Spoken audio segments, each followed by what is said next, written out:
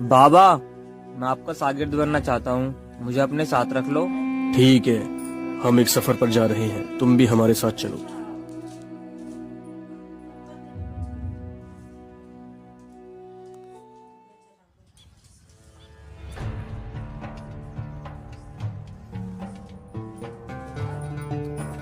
दोपहर हो गई है, इसमें 3 रोटी हैं। एक तुम खा लो, एक मुझे दे दो और एक शाम के लिए रख दो, शाम को आधी आधी खा लेंगे।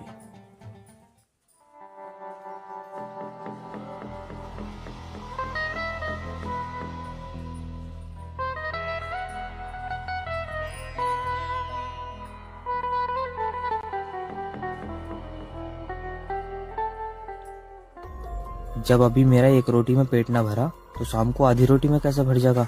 एक काम करता हूँ, ये एक रोटी भी मैं ही खा लेता हूँ।